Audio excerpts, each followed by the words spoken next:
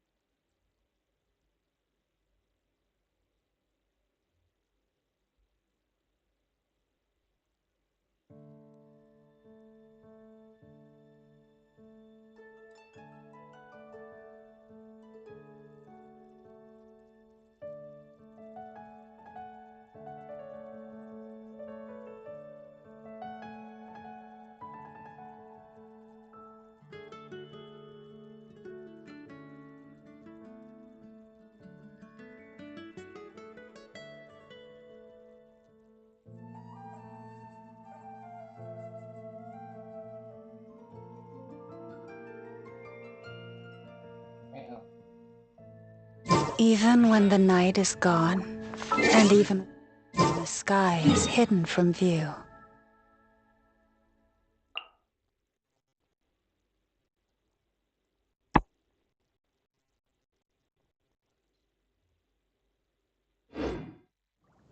still the moon shines its light upon. Ad Astra Abyssosk.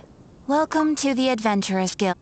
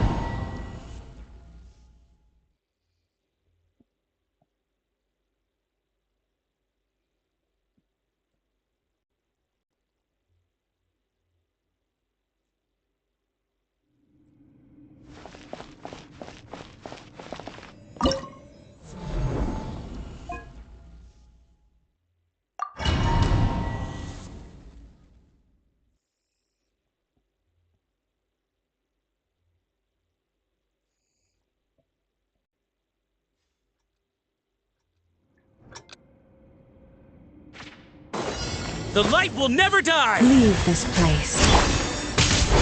Yoo-hoo! Stand with me! I stand against the long night and purge the darkness! A grave trip.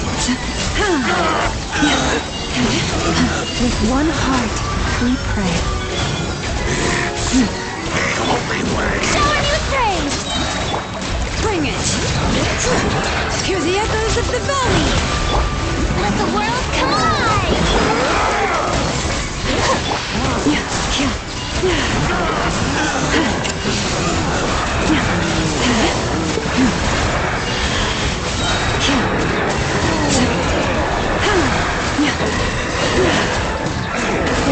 Protect us!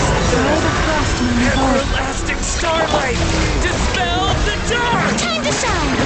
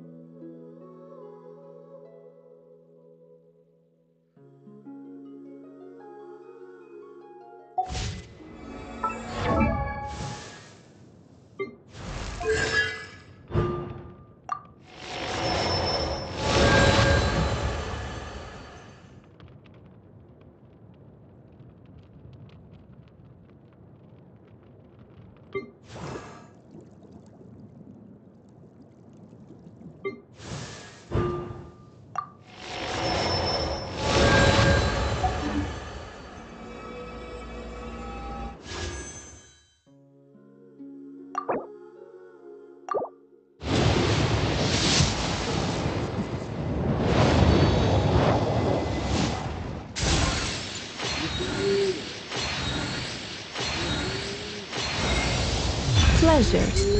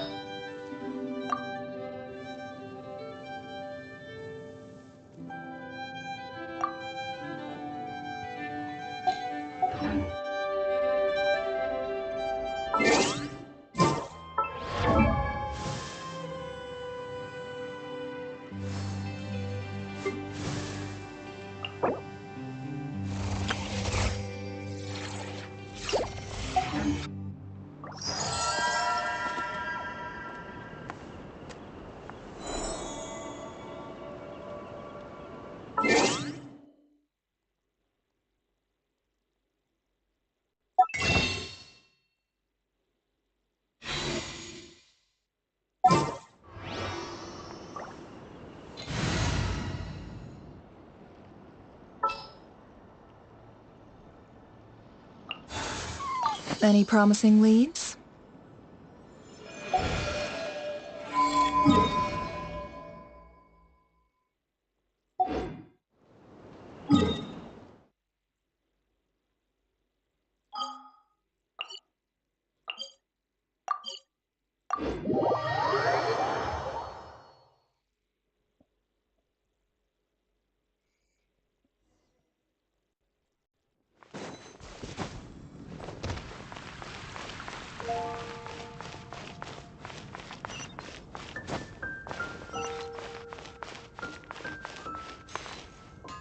Ad Astra Abyssosk. Welcome.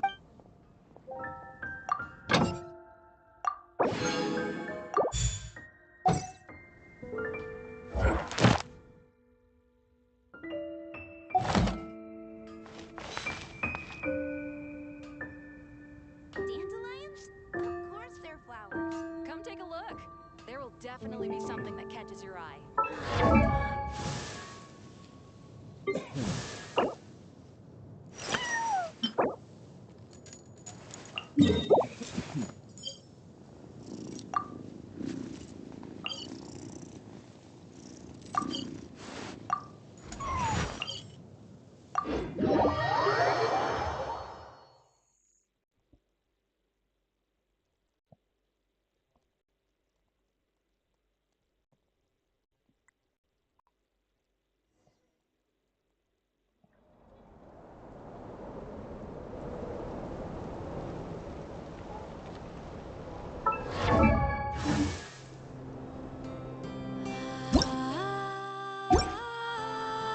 If ever you find that the animals in Nodcry behave in ways you do not not understand, just ask me and I will explain.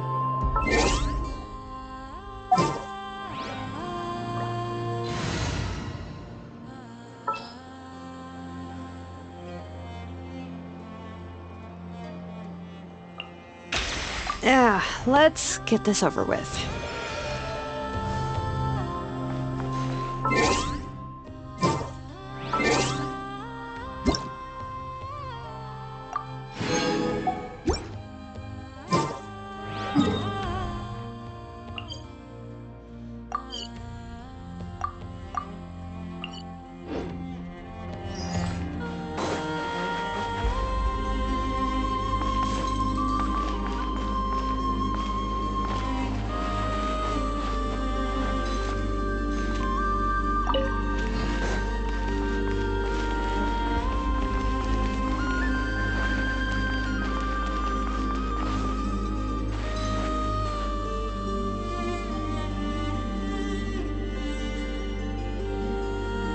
Receive my blessing.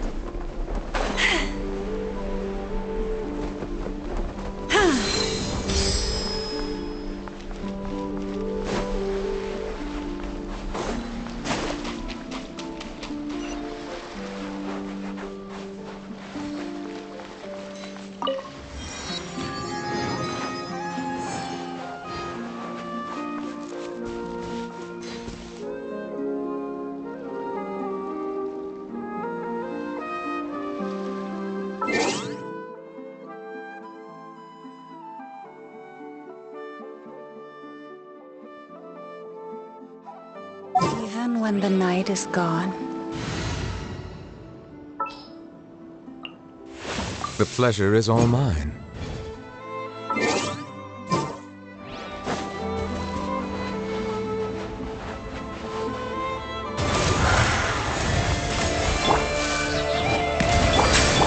Strike a pose! Dissipate! The tides beckon.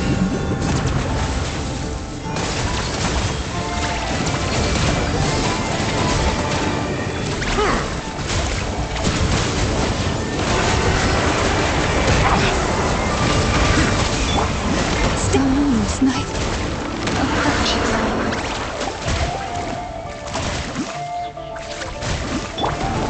Shower me with praise! Ow! Let my name echo in song! What a humiliation!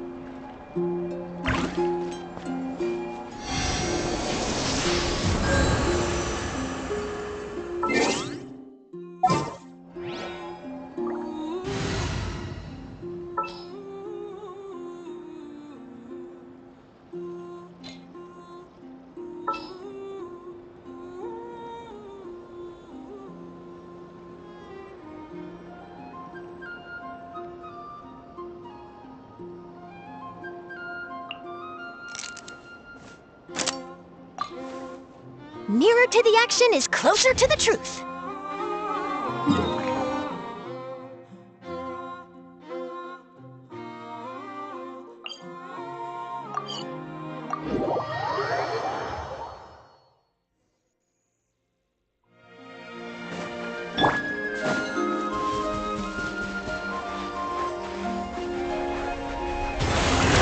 Vengeance is so... Silence! Say cheese! Let the mighty be humbled!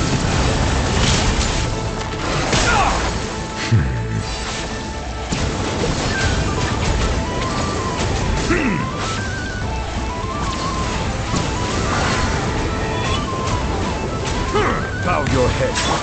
You poor lost lamb. With one heart, we pray. Get with me! Hold that pose!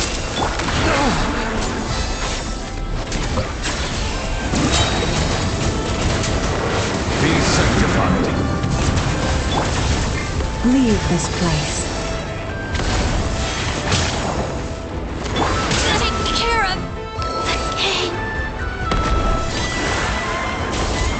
What we have been flow is over.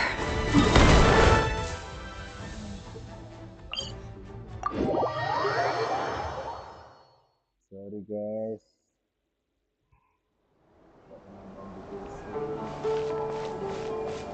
Yeah.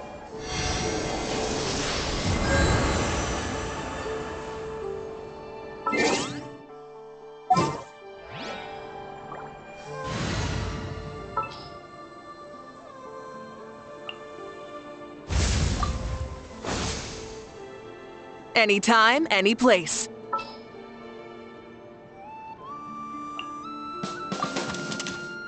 Armed and ready.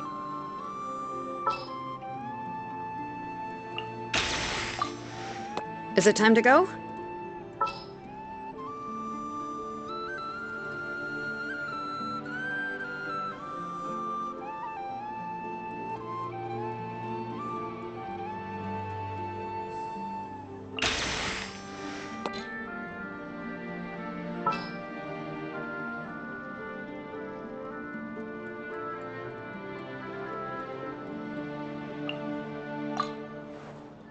In the name of the Prinzessin. Ready to ride.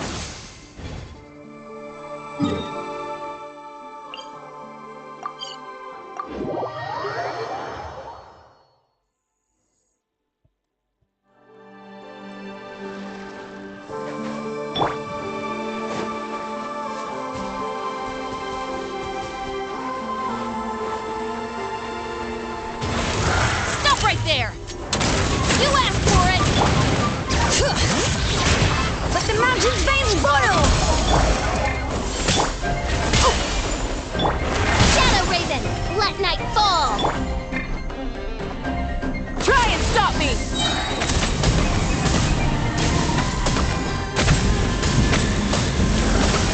Incinerate! Ah!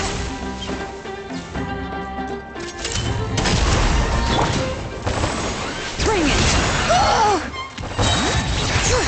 Letting brave names echo! By royal decree! Light of the blazing sun!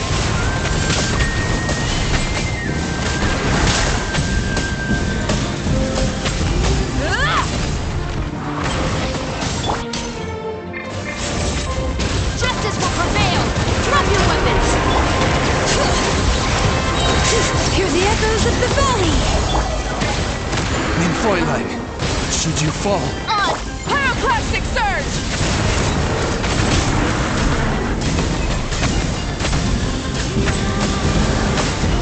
Ah! Stop right there! Letting brave names echo! Midnight Phantasmagoria! Rev the engines!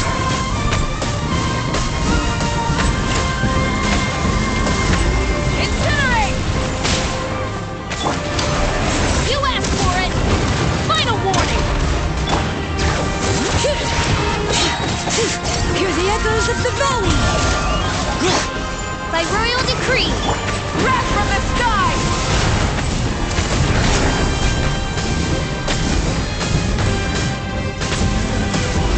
Incinerate! Light it up! Justice will prevail! Do not attempt to resist! Drop your weapons! Letting brave names echo! Midnight Phantasmagoria. Pyroclastic surge!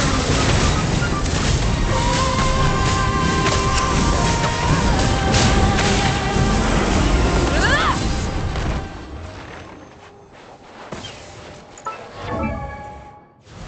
Apa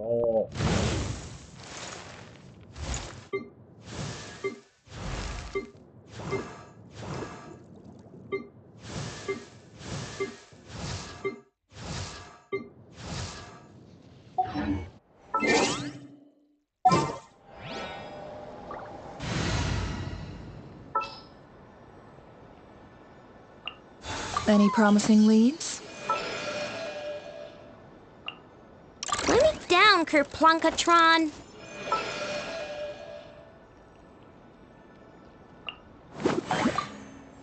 Come on, let's go. There's a fortune to be made. I'll scout ahead.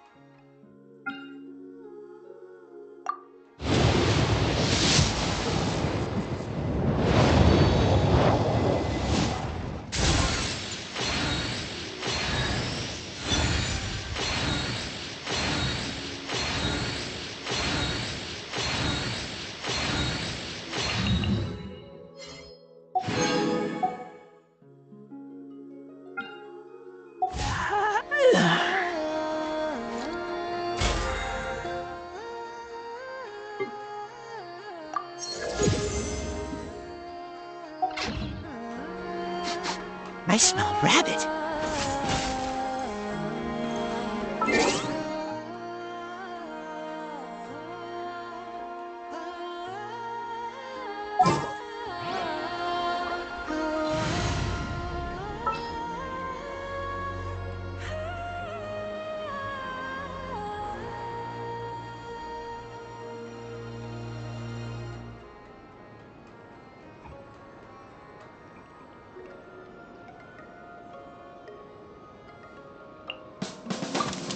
A little extra training never hurts.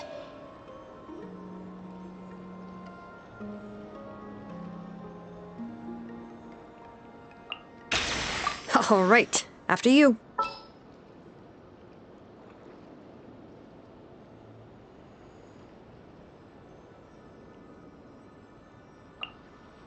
In the name of the Prinzessin.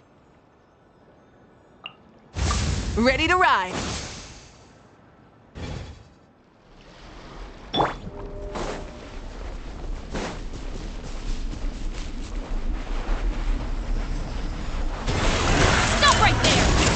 Bring it! Let the mountain's veins boil! Oz, reveal thyself! Try and stop me!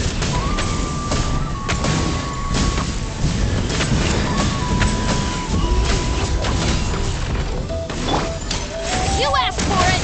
Final warning!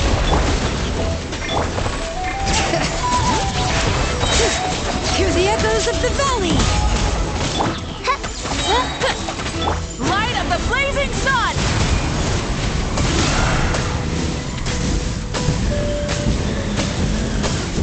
Incinerate! Drop your weapons! Bring it! Let the mountain's veins boil! Wings of darkness, come!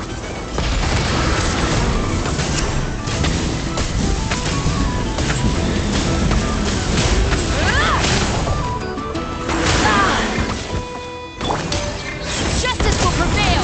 Stop right there!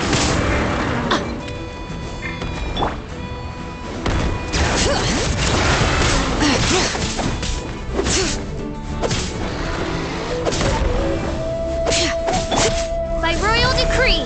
Pyroclastic surge!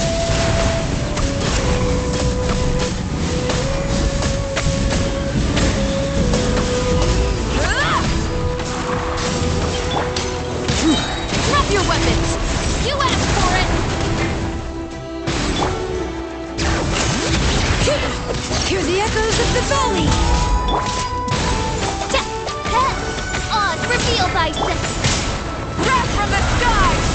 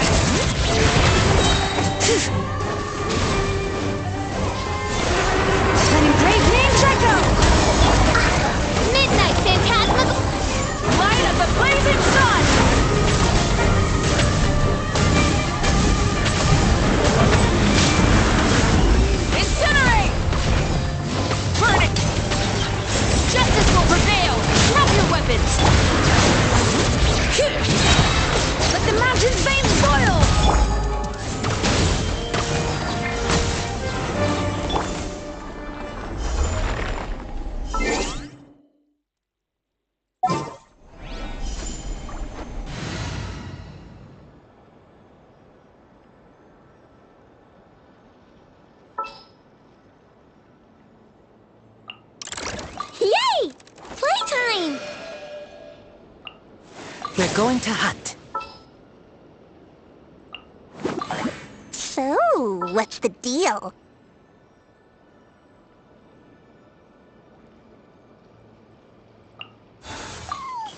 Any promising lead?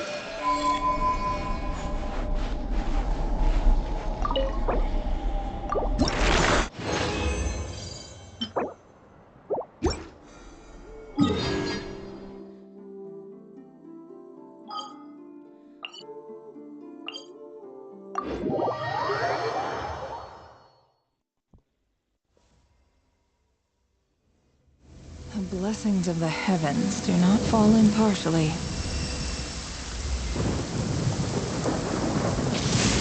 Another liar exposed.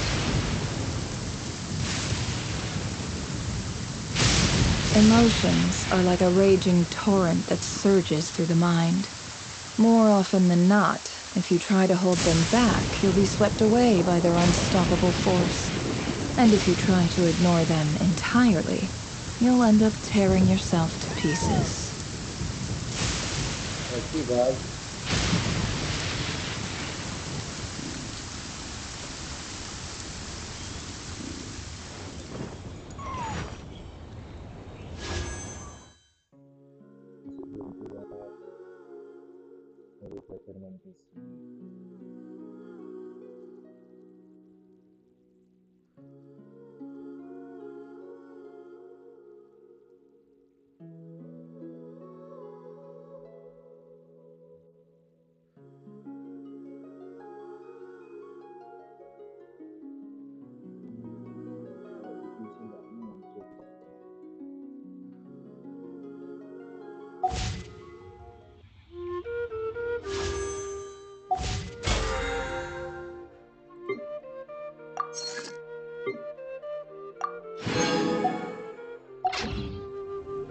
Why does Ashru sit up on the counter?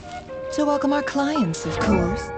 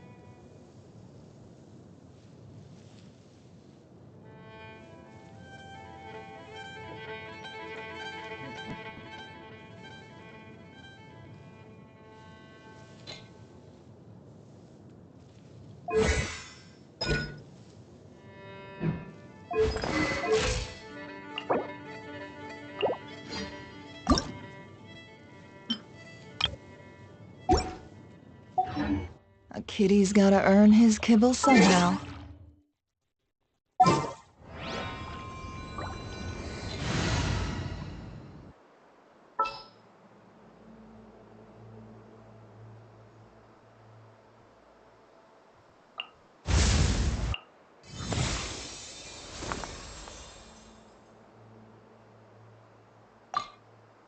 Even when darkness falls, the faithful shall not stray from the righteous path. Anytime, any place.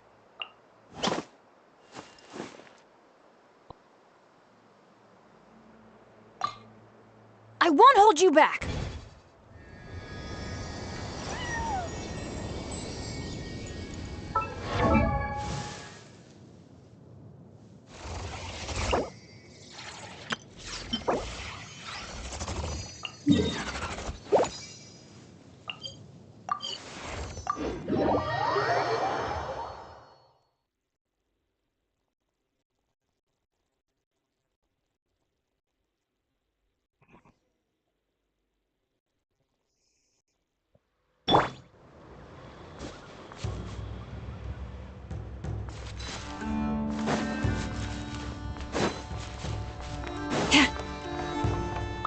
Lush as the moonlight. Jams.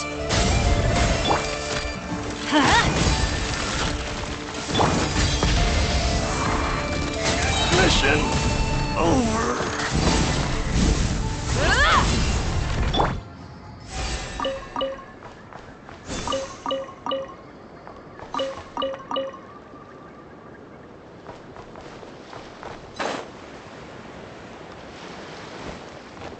What a waste of time! You poor lost one. Pyroclastic surge!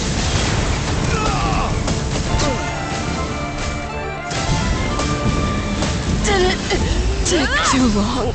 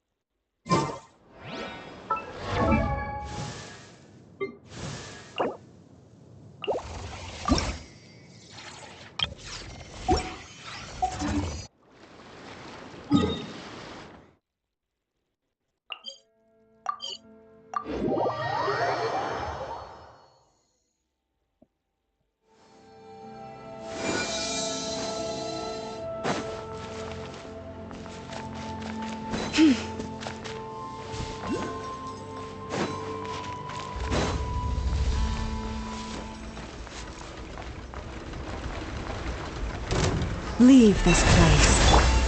Light it up! Let's light it up! Everybody stand back! By the frost moon of old. Ha! Tya! Try and stop me!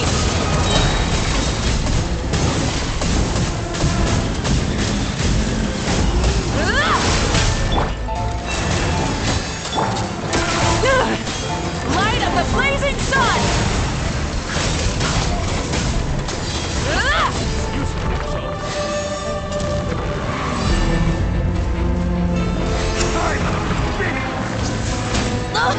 Is this our fate?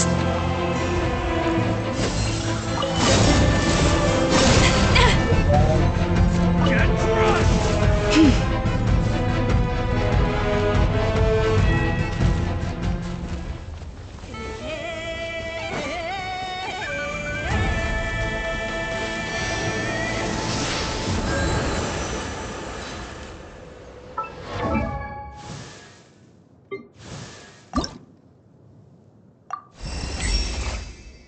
A green.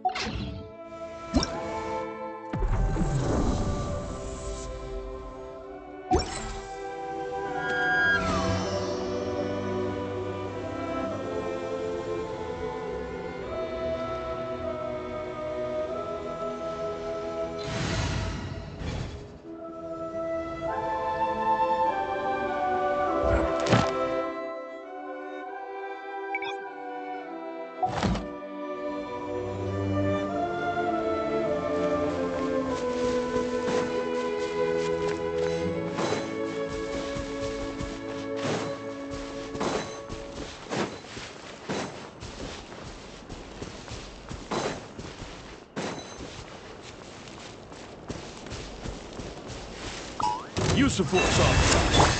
Burn it down! I'm going in! For the everlasting forest. Big one! Couldn't!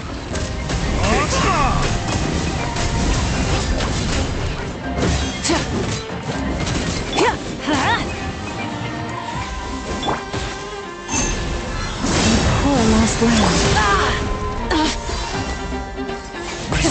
Rev the engine!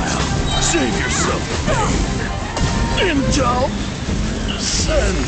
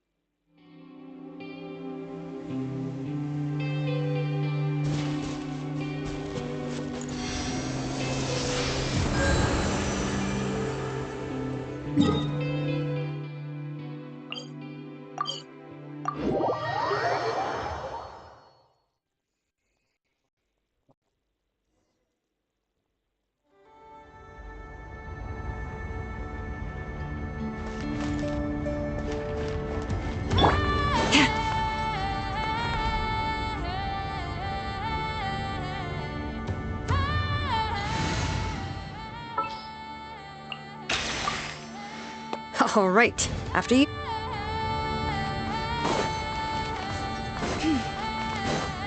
What a waste of time! Alright, here comes another.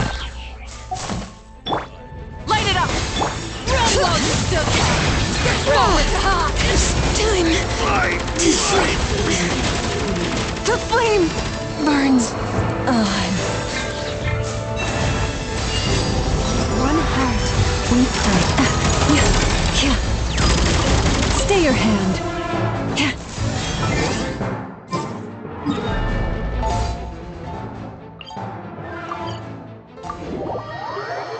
Aduh.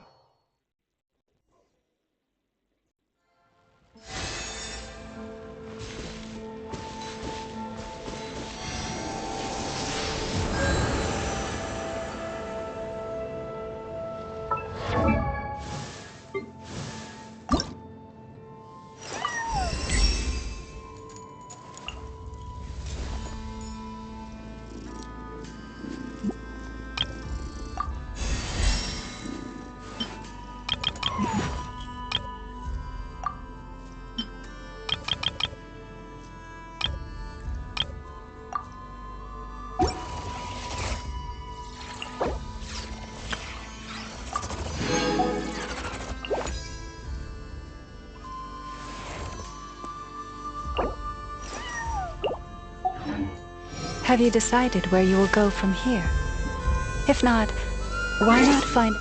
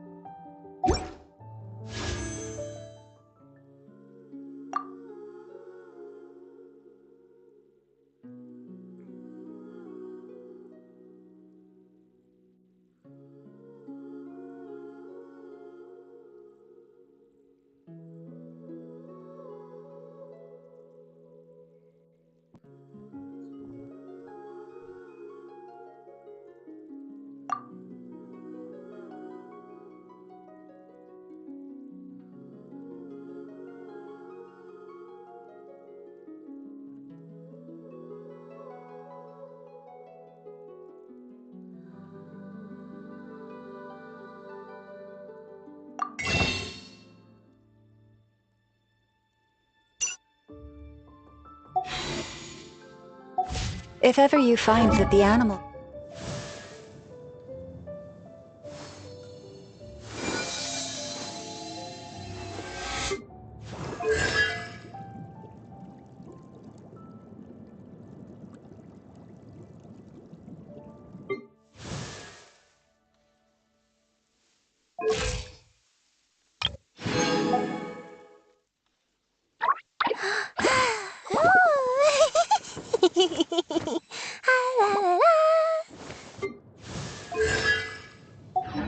and Nod Cry behave in ways...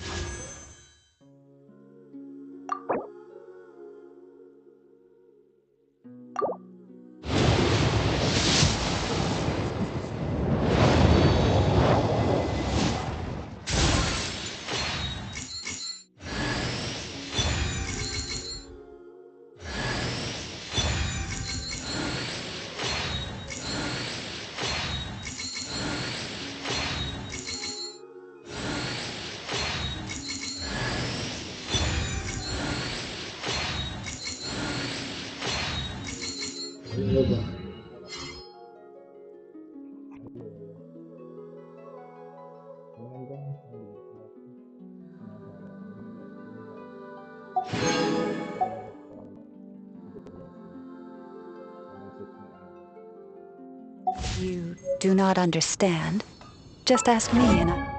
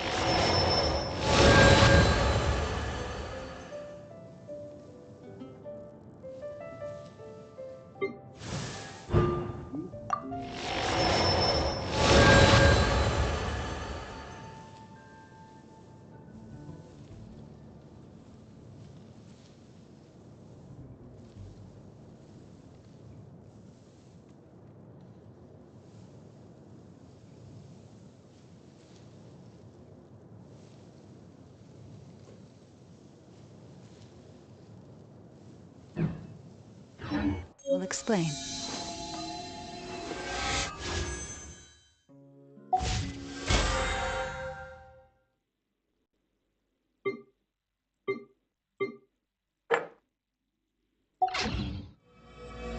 Haven't you heard? There's a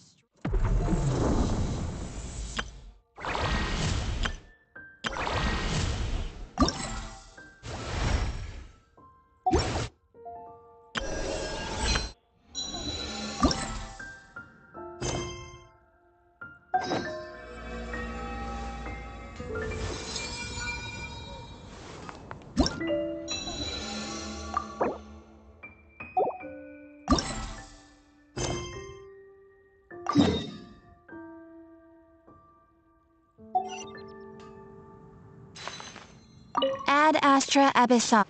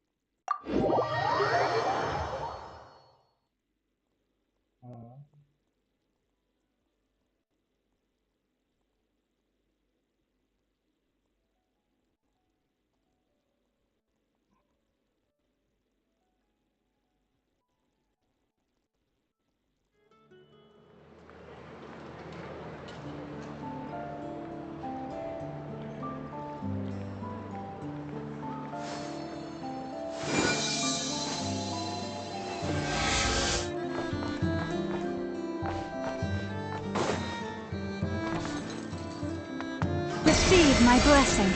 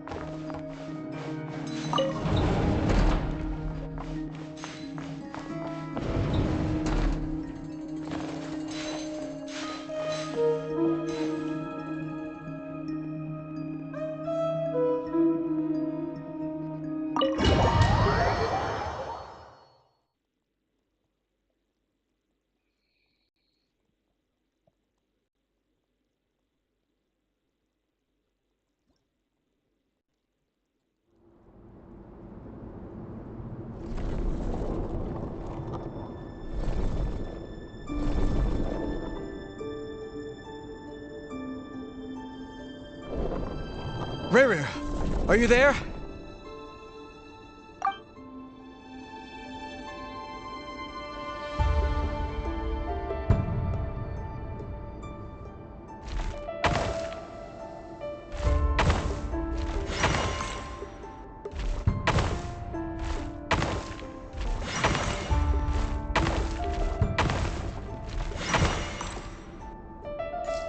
Hey, Rere! Come out, it's urgent! Dane? What's wrong? Quick, come with me. Okay, I'll come. But the Lindis is still over at the Universitas. I'll need to leave her a note. All right then, but make it quick. I've never seen Dane so worked up before. Whatever this is, it must be big trouble.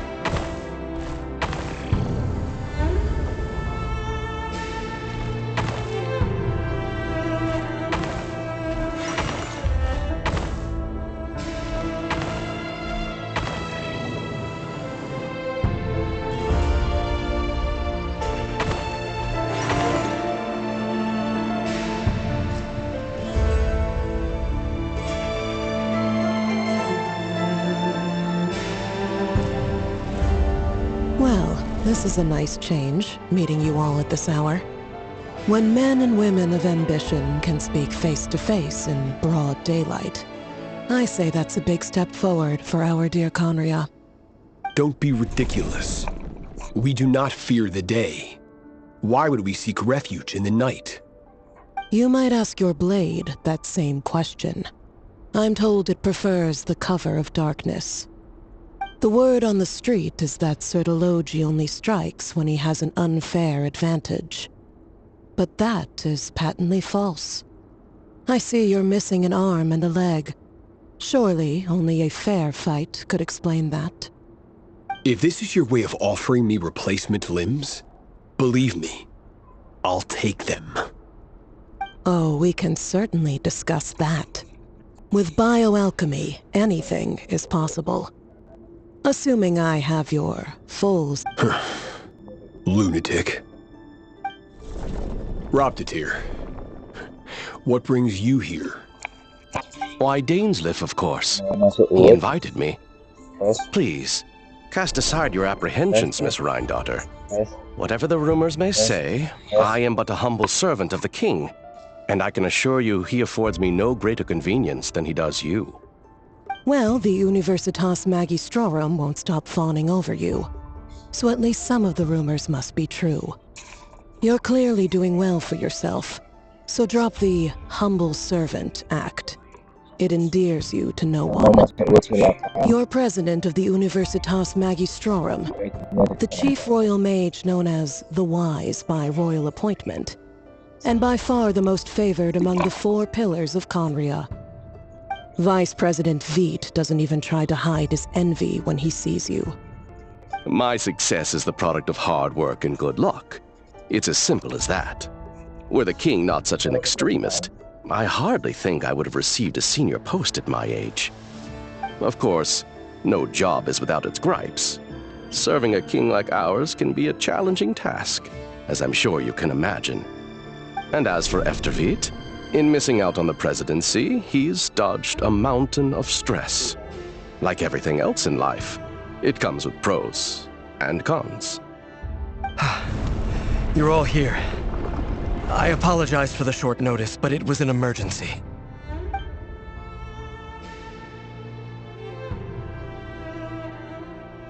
You must be Rerir. Mr. Sertologi.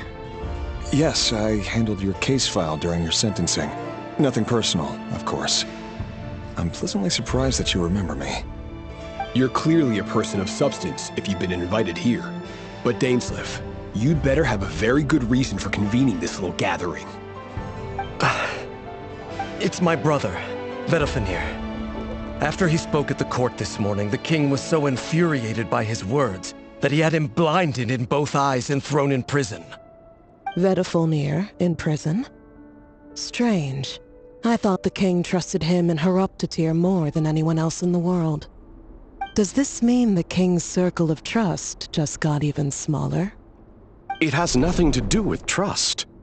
It's about what the king wants, which is as clear as day to anyone paying attention. I simply appease him, because it's in the best interests of the Universitas Magistrorum. And also because you're slimy. Vedafenir, perhaps less so. But still, a visionless visionary? It rather inclines me to think that qualifications are not what get you ahead in Conria. Do you honestly think this is an important discussion to be having right now? Dane, what are you planning to do? Rescue Vedafenir, I assume. Correct. It will mean storming the palace by force. Tonight. I need all of you on my side. That's far too dangerous. And don't forget, Dainsleif, you're captain of the Royal Guard. You swore an oath to the throne. I have no desire to commit treason. But whatever critique the king may have of Vedafenir, disfiguring your most loyal subject for putting the best interests of his court and nation first, this is not the conduct of a wise ruler. My blade will force the king to see the error of his ways. So, Vedafenir's prophecy enraged the king.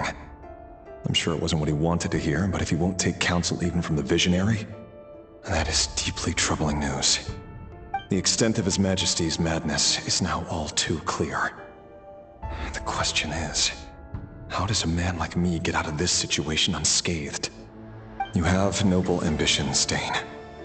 But I'm afraid they don't do much for a guy like me. I'm not interested in saving the world. All I want is a letter of pardon. A letter of pardon? For whom? Thelindis? The chances of the Vinster King issuing a pardon for anyone connected to the Crimson Moon seem vanishingly slim.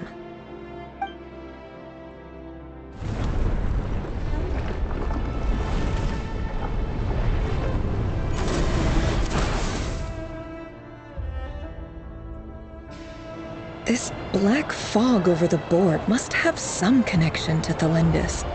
But why is it taking this form? Does it have something to do with Rarir's past? Another mystery I'll need to unravel.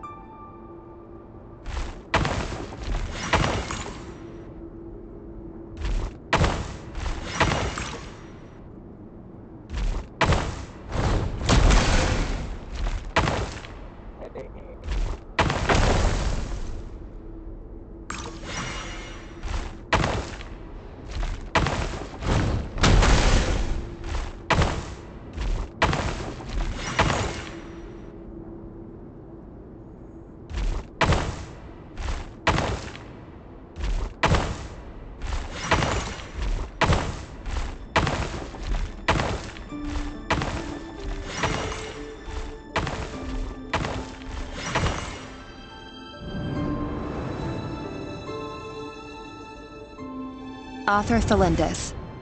Over the course of this week, the research object was subjected to interference for a total of 60 hours for experimental purposes. The results are as follows.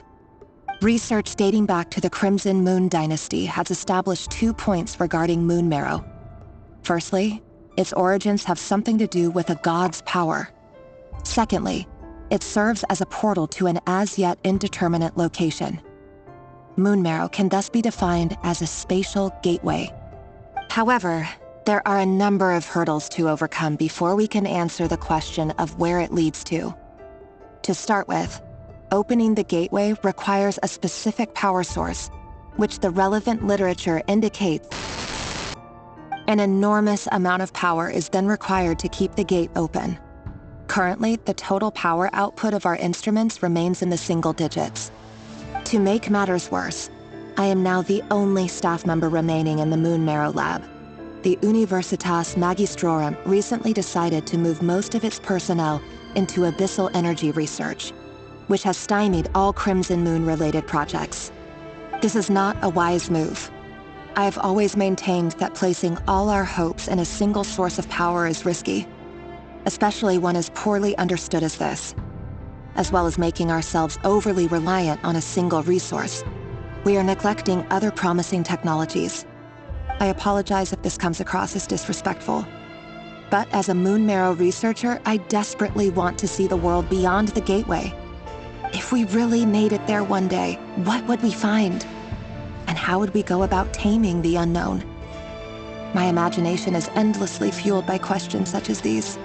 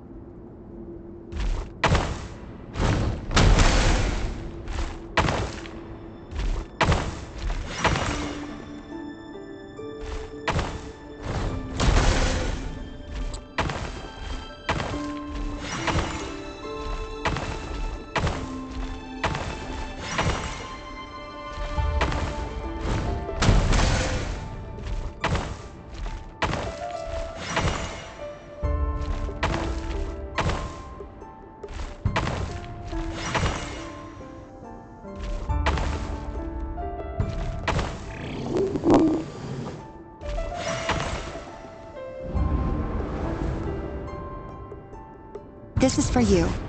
I heard you're gonna leave the city with your parents. Delindis, did you hear about what happened? I've heard nothing. Rerir got back very late last Friday, and he was acting a little unusual, but he slept pretty well, so I'm guessing whatever he did was a good deed. You never saw him, and I don't know what he did. And this conversation never happened. You understand? What if he finds out that you pried into his secrets? Don't be silly. I don't know what secrets he does or doesn't have. All I know is he's just a normal guy who happens to run some errands for the king. Are you scared of him? I don't know. The Rerir I know doesn't match the person you all describe. Logically, I should be scared of him. And yet, I don't want to lose him. But enough about that. You should get going, and be careful with the package I gave you. Keep it secret. Keep it safe. What's in it? A piece of the moon. All you need to know is that as long as you keep it safe, then in the future, everyone will be able to see a red moon. A red moon? You mean our moon? That's right. Our moon. Promise me you'll look after it. I promise, Delindis. The Crimson Moon bloodline will never die out. Its light, the color of blood, will become like a fire that flows in our veins, no matter how long it takes.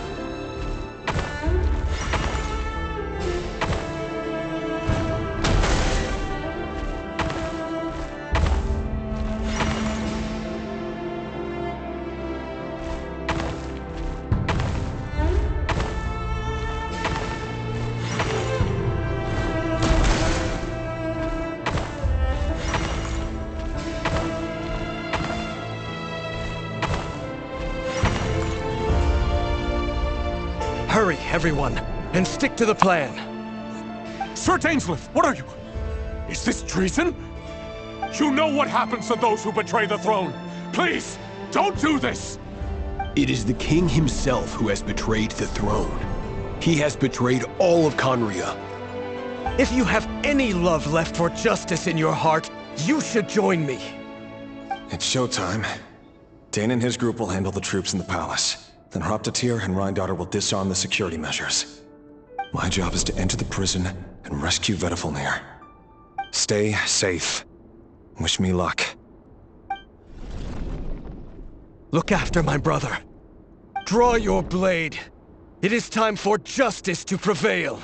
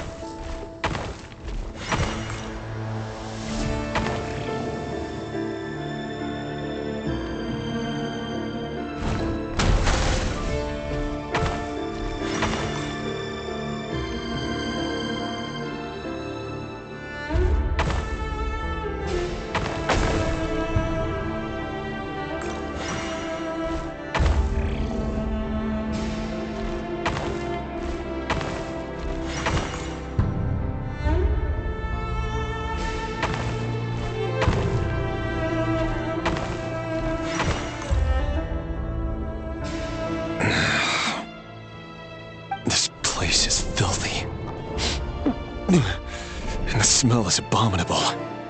Clearly, the king doesn't allow his prisoners a single shred of dignity. This is dire. Found you. Hello, Mr. Redupnya. Ah, it's you. Surprised? Oh, wait. I guess surprise isn't an emotion that prophets feel very often. I certainly felt some surprise in the moment when I was blinded. Surprise at the king's sheer ignorance. Surprise at just how unfairly this world responds to words of earnest remonstration. I'm curious. What did you prophesize this time? It wasn't a prophecy. It was a word of warning. Someone had to say it. The king has forsaken all reason in pursuit of his obsessions. I simply told him that if he continues on this path, Khaenri'ah will surely fall. But he didn't listen. Worse still, he stabbed you in both eyes and locked you away. Dane asked for my help. The court is in complete chaos now, but I'm sure you predicted that. Everything is transpiring as I foresaw, yet I am powerless to change it. Fate is an immutable force. I can but lament as the inevitable unfolds. I do wonder whether giving a man the power to see the future does nothing more for him than slowly crush his spirit. Forgive my curtness, Redupnya, but the king did not suddenly turn on you today. His suspicions have been brewing for a long time. You can't have wisdom beyond the reach of your fellow man without attracting his fear and suspicion. There are things the king does not want to see. So, he doesn't want you having visions of them either. He blinded you because he thought this would make the visions stop. He wasn't entirely wrong. I did indeed lose my power to see the future. Right up until... Until what? Just now. I believe I saw something new. Well, tonight could go a lot of different ways. 5 of us banded together to storm the palace, also we could rescue you. This will go down as the most tumultuous day in Khaenri'ah history. I sense hatred in you, but also hope. A desperate hope. that with the tyrant deposed, that will be the end of the story. But this is not the end. It is the beginning of a new chapter, in a whole new story. There are many men of honor and courage in this world, Rerir. But you are not one of them. You're not here for justice, are you? You're here for yourself. Is that a dagger? Interesting. Why not the polearm? It was always your weapon of choice. With your abilities, I don't doubt that you were able to recover some of your sight. But I also doubt that you want to make an enemy of me right now. Of course not. We're on the same side, aren't we? We could be. But I need you to be honest with me, Vedifalnir. At this point, you're my only hope for the future. You mean your future? With your beloved, Felindis? Yes. And I know there are bigger things at stake here. A dynasty, a nation, maybe the entire world. But forgive me, I care first and foremost about myself. I can't abandon the one I love to save myself. I just can't do it. But you see a broader picture of the future than I. You see the solutions to the biggest problems of our age. So tell me, what is my solution? What's the answer? In matters of fate, answers are either right or wrong. What will be and what will not. Maybe you are willing to pay a certain price in the pursuit of happiness, but unfortunately, fate does not negotiate. That is the cruelest thing about fate. It is unmoved by your sacrifices. That can't be true. I know it's your voice that I keep hearing in my head, urging me to see how the world is changing, to seek more power, so I can protect the things I love. You show me disaster, but you won't show me how to avoid it? Why? Why are you doing all this?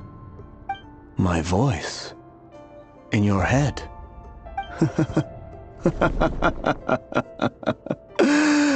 So, you hear it too. The voice that steals your mind, gains your trust, and drives you crazy. It turns out that we are not so different, you and I. Vedifalnir just broke into the strangest smile I've ever seen in my life, as if he'd discovered some monumental secret. But then he suddenly switched to looking extremely weary. Very well then. My advice to you is as follows. You must persevere. Whatever trials and tribulations you may face, be steadfast in the belief that they are your path to the future. For as long as you live, your story with Felindis shall not come to an end. That is the only chance you have of fighting back against fate. It is up to you whether you believe my words. Regardless, that is all I will say on the matter. I have no right to intervene any further. I will hold you to your word. Thank you for setting me free. In return, I will tell you one more thing that you cannot afford to ignore. Just then, a strange wave of energy rippled through the city. We had no idea what it could mean. If I were you, I would head to the Universitas Magistrorum. The Universitas? Oh no! I'm sure we'll be seeing each other again very soon, Rerir. Whatever Vedifalnir said, I didn't catch it. I didn't even help him out of the prison. There was no time to lose.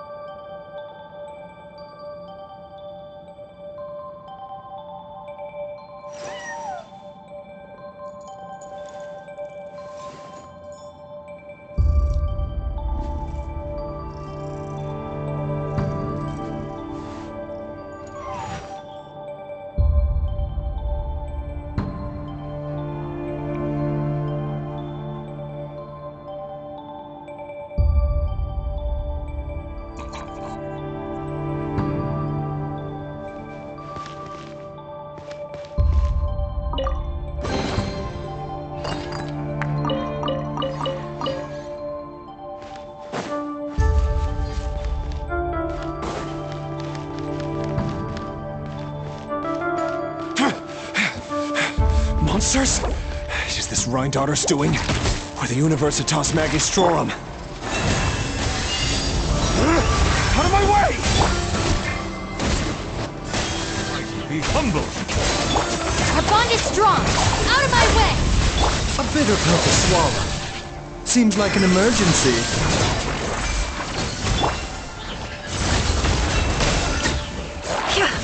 It all falls into place.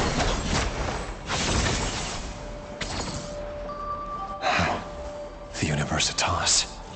That reminds me of a rumor I once heard. Allegedly, the king installed secret mechanisms in the palace and around the city. No one knows where they are or what kind of power they hold. But if they were ever gonna activate, it would probably be on a night like tonight. Help! Help! Hold on! Don't let them anywhere near you! Save me! I can't! Ah! That sounded like an explosion. So, the rumor is true? The king really went through with it? What other means does the king have at his disposal? They must run on power from the Abyss. And given it's a major center of Abyss research, anyone over at the Universitas will be in grave danger. I have to hurry!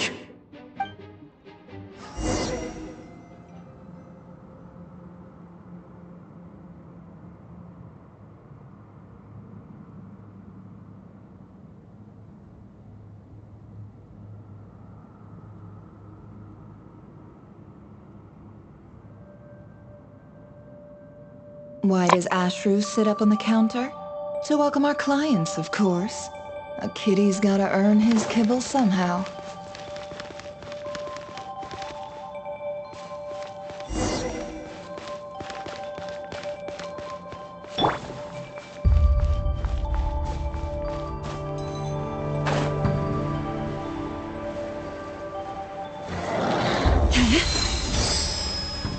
You poor lost lamb, for the everlasting forest. Bow your head. Be sanctified. Dissipate! The doctor was stealing.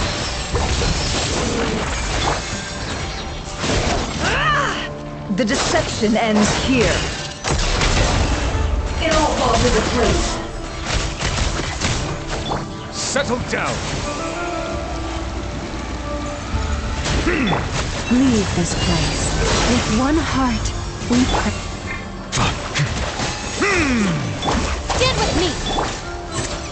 Remember, health comes first. Silence!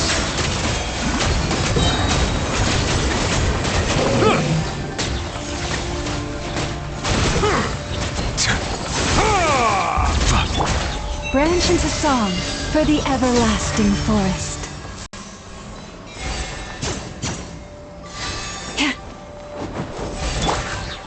Mind the side effects. Taking a turn for the better. The tides beckon.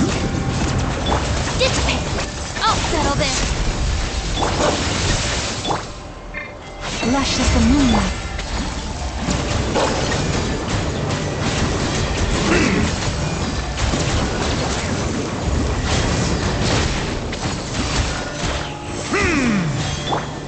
Receive my blessing by the frost moon of old.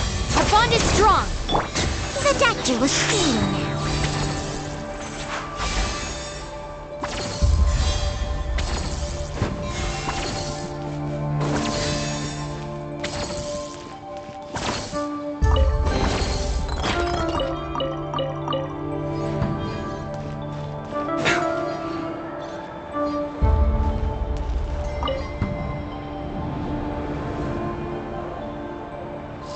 Monsters! At the Universitas Magistrorum? Why now? Oh no! They're coming! It's no use. The table won't hold out much longer. The weapons. Where are the weapons? Of course. All the lab equipment was upgraded after the inspection last week, but the new weapons haven't been allocated yet. I'm done for. Is anyone there? I need help! Ah!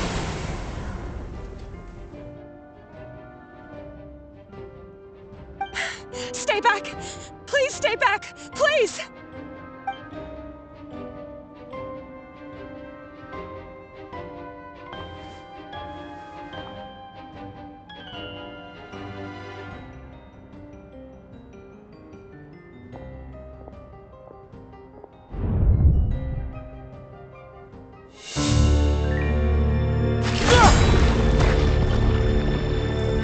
What's that? Reverie! So the rumors about your work are true. What? No! Listen, something happened at the palace tonight. We have to leave! You don't need to lie to me anymore. What do you mean? I know why you're worried, and I will respect the decision you've made. But it's okay, because I found a solution. I know how to end all this. You can have it back. The normal life you so desire. But until then, I'm afraid our wedding will have to wait. Celindus? No, don't do it! Celindus! Celindus!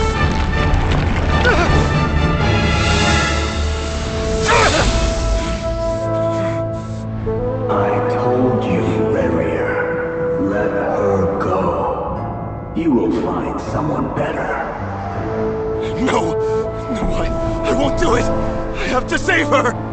By what means exactly? A lowly pawn. You lack the power and the strength of will. Do you know a way? Tell me! Come to the palace. Join us.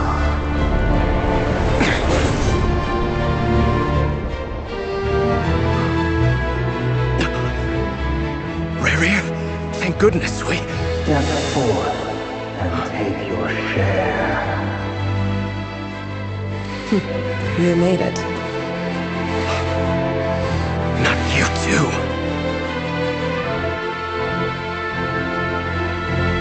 Hatred or grief, despair, desire. We all have our own.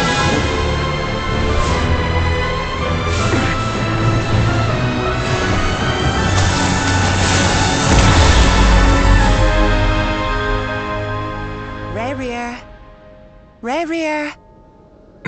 Celindus? Were you daydreaming?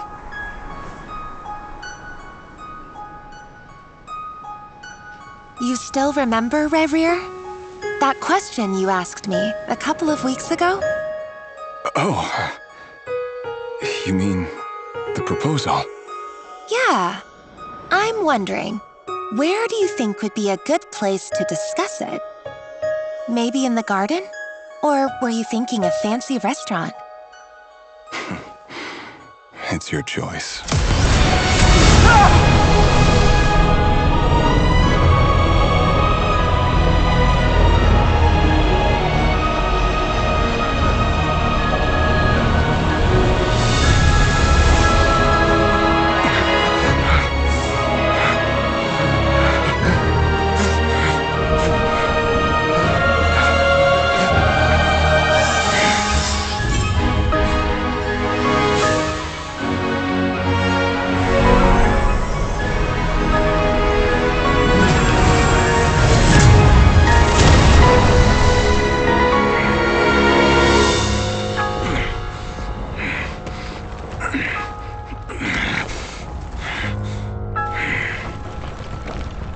I will find you. And then, you can give me your answer.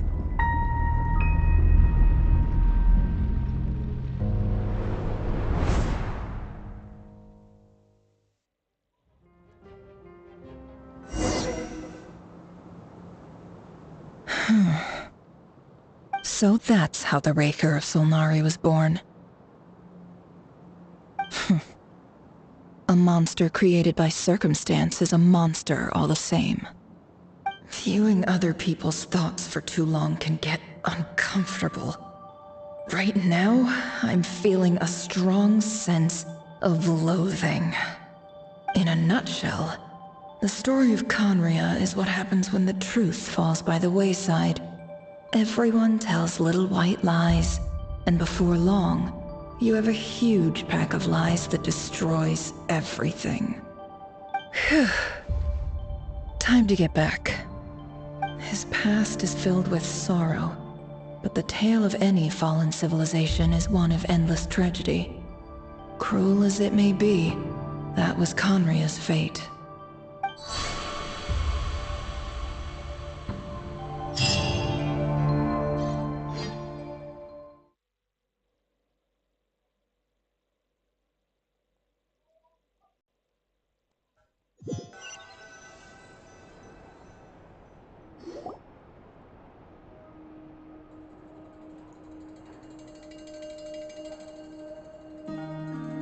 Everyone, I'm back. Can I get a standing ovation? Never! How are you holding up? Feeling okay? She's fine. Boss is a pro. Yes, I'm fine. You will have seen the events of Rerir's life through my thoughts.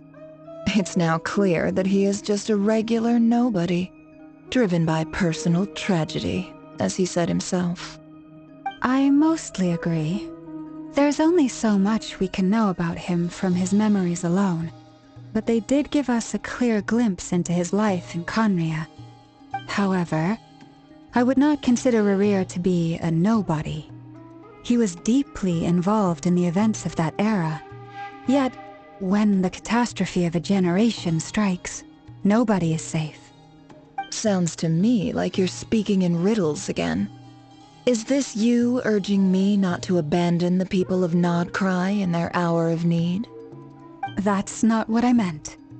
Although I do hope you choose to remain a part of the plan. Without you, the mission ahead will be all but impossible. Then try to remember that I respond better to the carrot than the stick. And I don't appreciate being bossed around. Now, as for you, Missy, you were excellent. You stuck to the rules of the ceremony and kept your mouth shut the entire time. Bravo. Cool. So, can you fill me in on the deets now? Most of what I saw went right over my head. Patience. You'll hear the whole story, don't you worry. But let's meet up with the others first. It will save me narrating it twice. Yehoda? Yes, boss. Let me get that door for ya. That's more like it. For a moment there, I was worried you'd forgotten about the first clause of your employment contract. Forgive my curiosity, but what does the first clause say?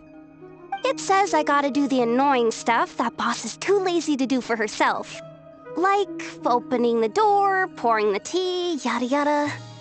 Is that right? If something is in the contract, it's because she willingly agreed to it. Rest assured that the Curatorium abides by the very strictest of labor policies. You don't seriously think I'm cruel enough to treat her like my slave. In any case, I've hardly shied away from my share of the work today. Hope I don't catch Flintz and Varka lounging about in their chairs, enjoying a leisurely cup of tea. There's nothing I dislike more than other people enjoying themselves while I'm hard at work.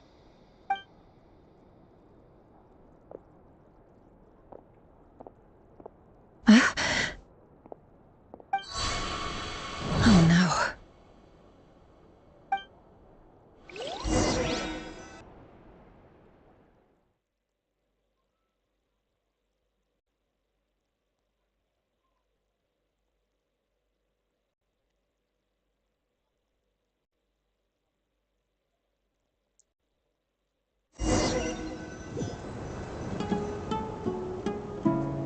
Sorry to disturb you, but we seem to have run into some trouble. Evidently so. Don't worry, I'm not about to leave you to fend for yourselves. I'm not that kind of boss. And it would go against the Curatorium's labor policy. I'm sorry? What did you hear me say? I wasn't talking about labor policy. Wait. How long have I been standing here? Not long. You just appeared by the door a moment ago.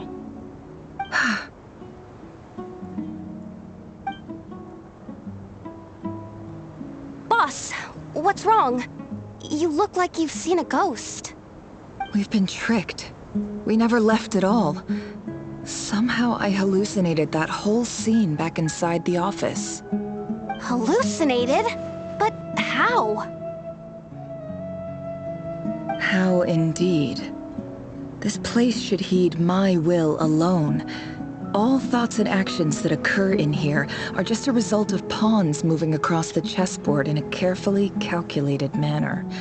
And nobody has access to this chess set but me. So you control everything in here? More or less. But yes, it's a special technique of mine. Has anything like this ever happened before? Only once. It was the first time I used the chess set. Is there any similarity between what happened then and what's happening now? I suppose my thoughts are a little turbulent, which was also the case my first time. Is there anything I can do to help? The first clause of your contract clearly states that I only need your help with things that I'm too lazy to do myself. Meaning, you're not feeling lazy right now? Meaning, this is not something Yehoda can help with. The chess set is a personal treasure that I alone understand. I must be the one to find our way out of here. Boss, it's fine. Really. Let me do something useful. Oh, listen to you. Whatever would I do without you, Yehoda? What? Really? Yes, really. Where would I ever find another employee as obedient and servile as you? God forbid anything ever happens to you. Oh, okay. Well, anyway, I was thinking of fetching some water. There's gotta be a source around here somewhere. I suggest everyone finds someplace comfortable to take a rest. We gotta conserve our energy. Even though all this chess malarkey doesn't exist in a physical sense, mentally speaking, it's all real. And so is our tiredness and fatigue. You don't want to dismiss mental fatigue. Just because it isn't physical doesn't mean it's any less serious. But anyway, I got your backs, so don't worry about a thing. Don't I have the best employees? Jealous much? If we can find a suitable time, I'd love to borrow Yehoda for a day to help out at the Frost Moon Scions. Would you be amenable to that, Boss Nefer?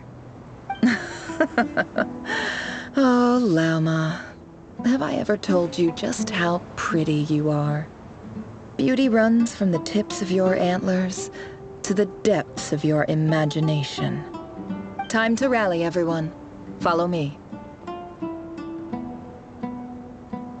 As we continue our journey, the same rules will apply. That means stay focused and no talking no matter what we encounter. And don't disturb the chess pieces. You have my word that I will get us all out of here.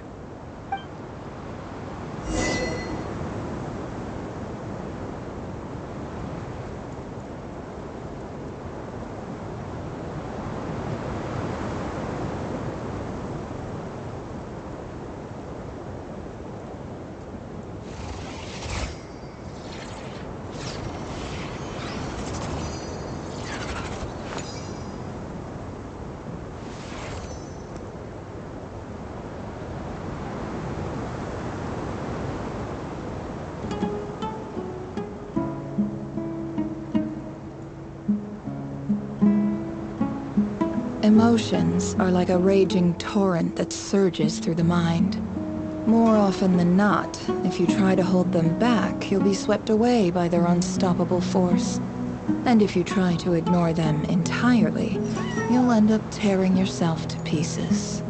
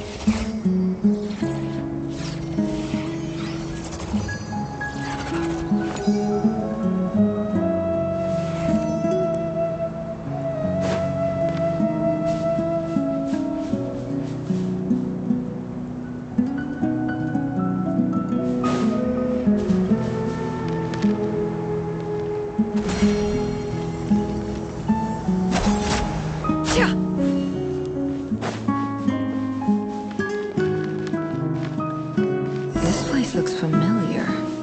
That's not a good sign.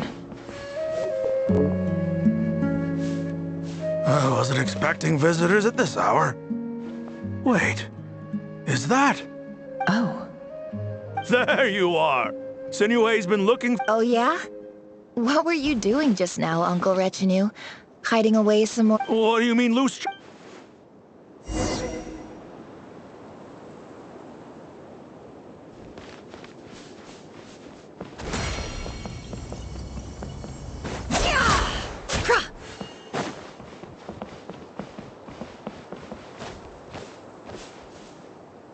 Hey, kid. Mind telling me what Sinuhe's been up to recently? I'm trying to get in his good books and I need a way in. Get in his good books? Why? What do you want with my dad, Uncle Apepi? I've written a new song. I was hoping to showcase it at the next festival, but I'll need his approval. A new song, huh? I'd love to stay and listen, but unfortunately, Uncle Retinue says my dad's looking for me. Well, there's plenty of time and I'm not going anywhere. See that pile of stones? I'll be sitting there warming up my vocal cords. Come find me when you're done. Pile of stones. Got it.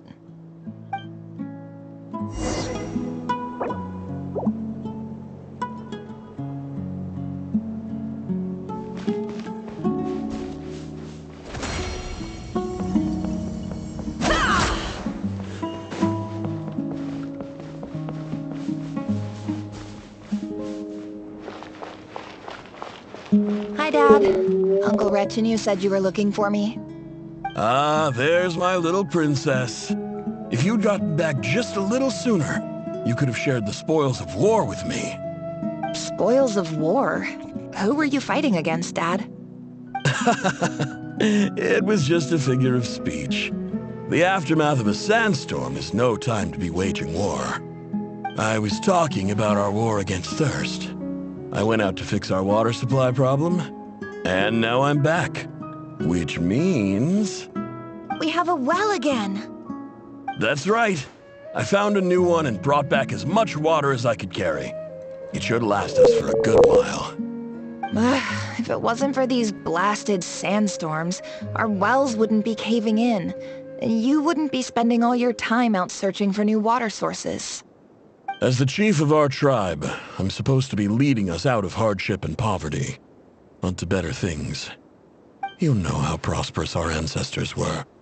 I've told you all the stories. And look at us now, squeezed into these hovels.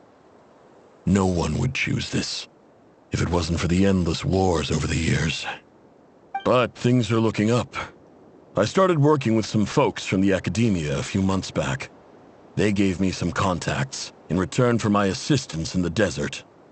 So you're the academia's helper now? Special ambassador, they call it. Think of it as a partnership. It's nothing bad, okay? We've been isolated here in the desert for too long. Seeking opportunities elsewhere is the best thing for us, and the fastest way to progress. So, do you get anything good out of being a special ambassador? Of course. My luck's improving all the time. One day, I swear I'm gonna lead us out of this place. We'll find somewhere new. Somewhere better.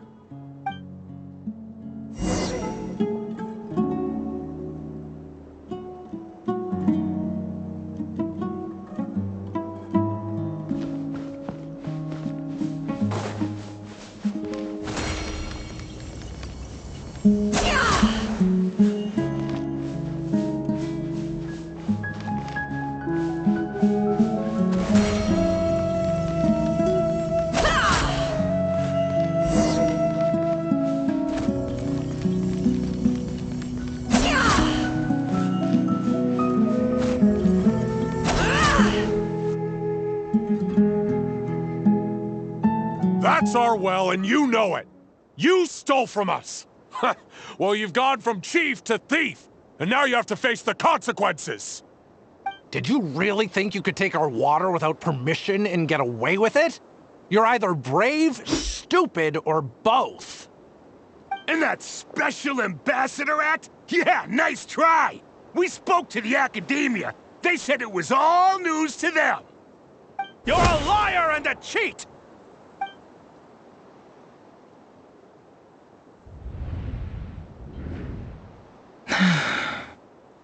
I heard Yehuda gasp, but I don't blame her. Most people are terrified by the sight of blood. Corpses strewn across the ground. The wounds are clearly from scimitars and daggers. The desert dwellers' weapons of choice. There's a handwritten note on the ground. Let's see what it says. Halil, this is Sinuhe, chief of the Shimti tribe. Surely you remember me. I was the one who helped you and your colleagues avoid the quicksand in the desert. This is my second time writing to you. I assume my last letter must have gotten lost in the mail, as I didn't receive a reply. I hope this one makes it to you safely. I'm writing to you because I need some help. That sandstorm the other day completely blocked up our well, forcing me to look for another water source in Iab and Unut territory. It was a matter of survival. Praise the gods. The well of the Iab tribe was intact. It was my last resort. I drew what water I could and left, but not without being spotted. I fear they will retaliate. You told me to write to you if I ever needed help. You said you'd be my ally in the academia. I urgently need you to formally recognize my title of Special Ambassador and send some of your people to assist me for a few days. It's the only way I can convince them that this was the academia's decision and prevent them from retaliating. This is an emergency. Please send help as soon as possible. Looks like this letter never got sent. The writer died a grisly death, and the letter was trampled into the ground. It's badly defaced. Some parts are barely legible. What a ridiculous lie the surviving Shimti tell. Their whole village was butchered over a sip of water.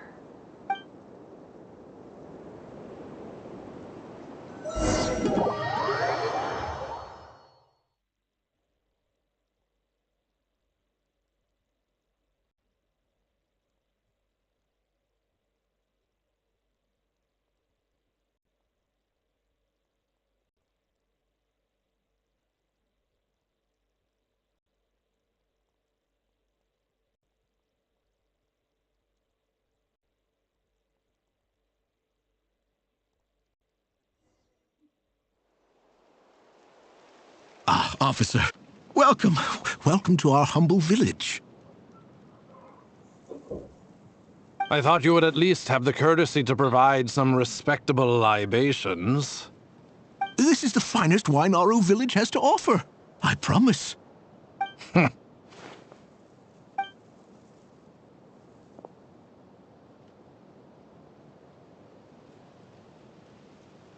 The Academia has agreed to reserve a single space for a candidate from your village.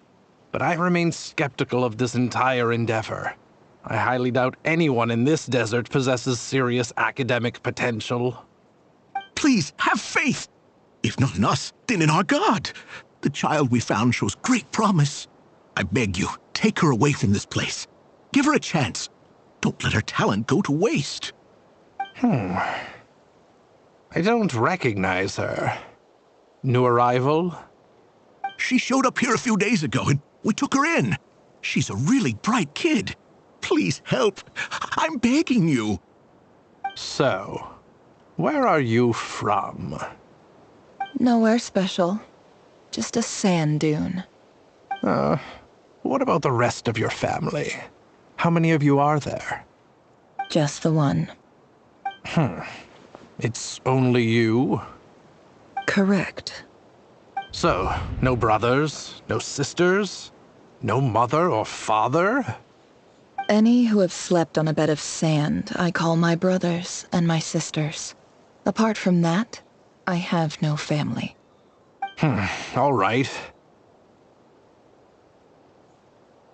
Get over here. Sign your name on the form.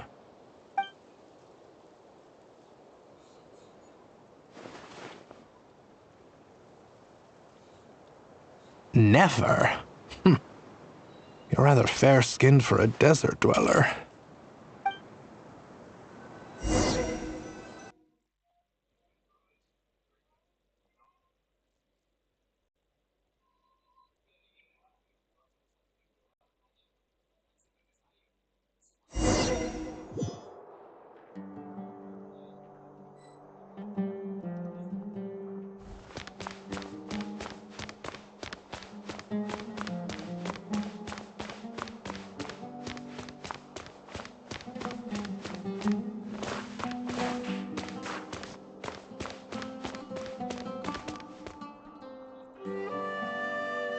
Nefer, this term's assignments have been issued already. Please read through the materials thoroughly, conduct your own additional research, and then write an essay on the topic. Yes, Professor, I'm aware. I just had a couple more questions I wanted to get your perspective on. Oh? Please ask away. Well, I saw the other students' problem sheets, and I couldn't help but notice that my assignment is much easier than theirs. Do you really think I'm a weak student? A weak student? Goodness, no. Quite the opposite. You have a sharp mind. Almost too sharp. I think what you're saying is, a weak student wouldn't have noticed the discrepancy. And if they did, they certainly wouldn't complain about the lighter workload. You see, sharp as they come. You see things the way they are. And I'm sure you know why they're like that. Because of where I come from. Because I'm different. I'm sorry, Nefer. I don't like it any more than you do. It's just... Anyway, you said you had a couple of questions. What's the other one? I wanted to check. If someone sent me a letter to the academia, where do I go to collect it? Ah, your family wrote to you. Well, as long as they put your name on the envelope, someone should hand it right to you. Not exactly. It's not even a recent letter.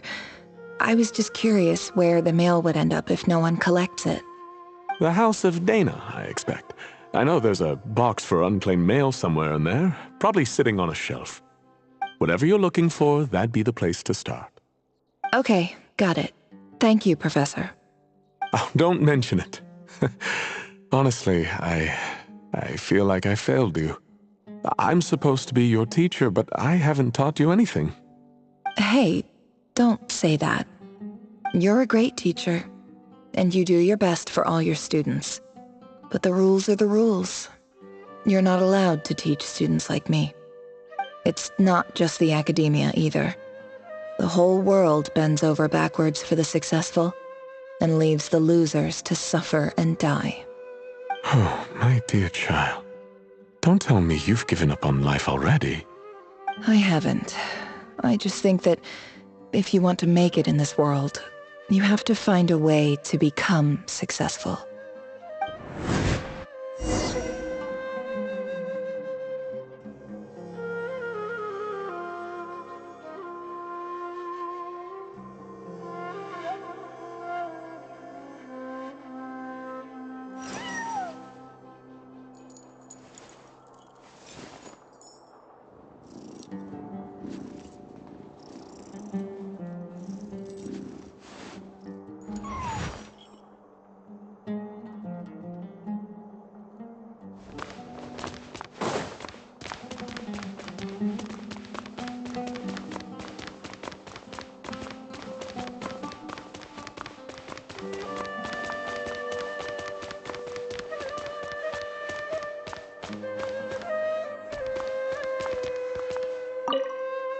This must be it. Let's take a look.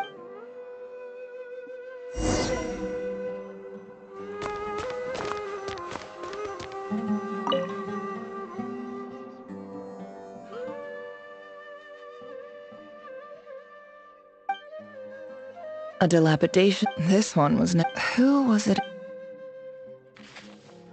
This one is addressed to the Immorta Sage. The title is Changes Observed. Guided by the incense, we became lost somewhere in the forest. All the barriers between levels of consciousness disappeared as our minds, in clinical terms, these symptoms fit the description of incense poisoning. The Immorta Darshan strictly prohibits the use of hallucinogenic substances, but I believe there are still people getting away with it. This seems like something the academia would want to know about. Why wasn't it collected? Wait, the note says,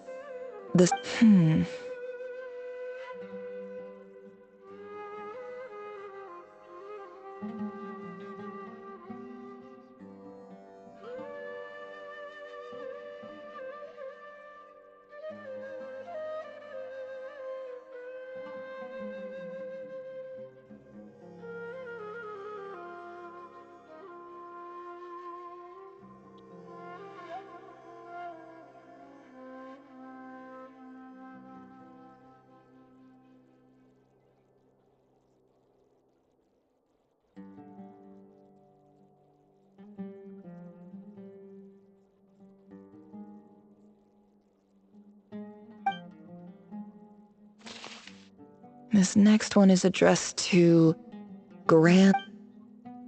A few words of protest in recent years, the academia has taken on a small number of students from the desert region. As per the however, it appears to me that these as well as education is the fundamental purpose of this institution. As Grand Sage, I do hope you will give some great and the sender is I didn't realize. So this is where whatever. I'm not exactly holding out hope. I can't believe how much discarded mail there. I don't believe for one. Wait.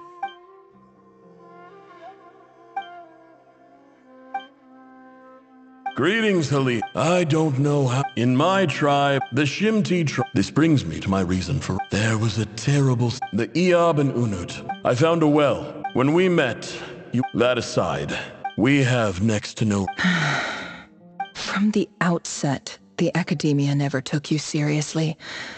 Those things they promised were. And you were so. You swore. You liar. And who fell for it? I think I'll take over.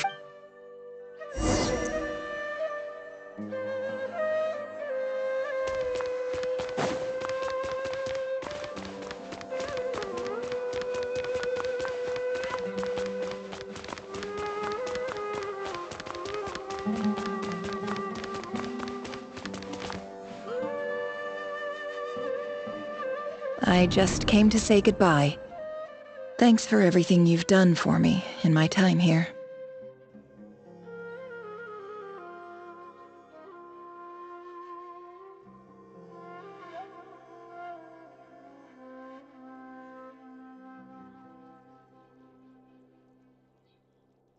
Nefer? You packed your bags. Where are you going? I'm quitting. Something's come up in my hometown. Gonna head back and deal with it. Huh? But this was a hard-won opportunity for you. You know that better than I do. It was. But it doesn't matter. I have more important things to deal with, and they can't wait. Oh, and I didn't want to overfill my bags, so I left some incense on your desk.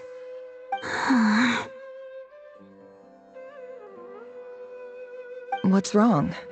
I thought you liked incense. Although, I did read somewhere in the House of Dana that it has hallucinogenic effects. Don't use it all at once, alright? Isn't this the stuff you brought from your hometown?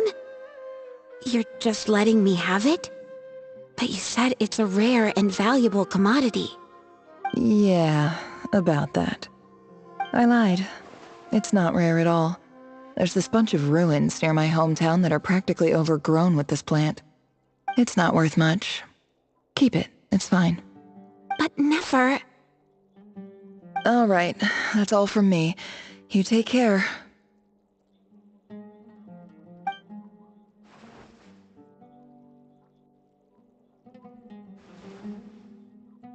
Don't forget me, okay? I mean, we're more than just classmates, right? We're friends. Yeah. I'll remember you. I lied again. That incense is worth a fortune, and it's a rare find even in those ruins. And as for remembering her, I have far too much to do when I get back. No time to reminisce. I'll be lucky if I even make it through this alive. But either way, I expect I'll forget you pretty quickly.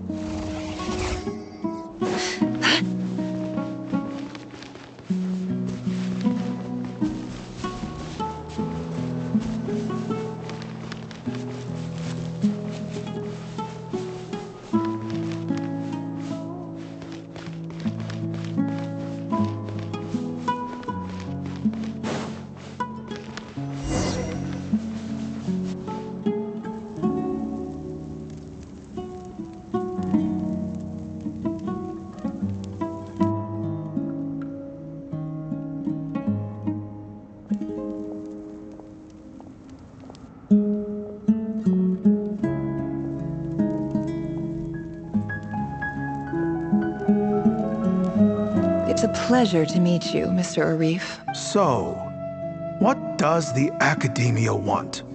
Since they've sent their special ambassador, I assume there's a big business deal to be made. If not, I'd be very disappointed. Please, sir, lower your blade. You're lucky I'm the one they sent. Not all special ambassadors share my admiration for the Eab people. The ever-shifting balance of power in the desert reduced the once great civilizations of this region to rubble and sand. But the story of the Eab has a very different trajectory. Others grew weak, but you grew strong, beginning in obscurity and moving to prosperity. You're the only ones who defied the trend. Huh. So, you do know who you're dealing with? This well is the perfect symbol of your strength, is it not? It used to belong to the UNTUK, but it looks like you have control over it now. You're not wrong. But I'm sure you didn't come all this way just to flatter us. Of course not. I came to bring you some very good news. Some information that recently came to light, which might just be your ticket to freedom. Records uncovered by the Vahumana Darshan show that a certain well currently under Eab control is built on top of some ancient ruins. These ruins are of great archaeological interest to the Academia. I checked the map carefully on my way over here, and I'm confident that this is the well in question. The Academia is offering 50 million mora in return for excavation rights. 50 million? No, wait. If these ruins are as important as you say, 50 million's a little low, don't you think? Don't get greedy, Eab. We know far more than you think. We know that you seized this well by force. Wasn't that the first step in your rise to power? To drive away the UNTUK and steal their water supply? So what if it was?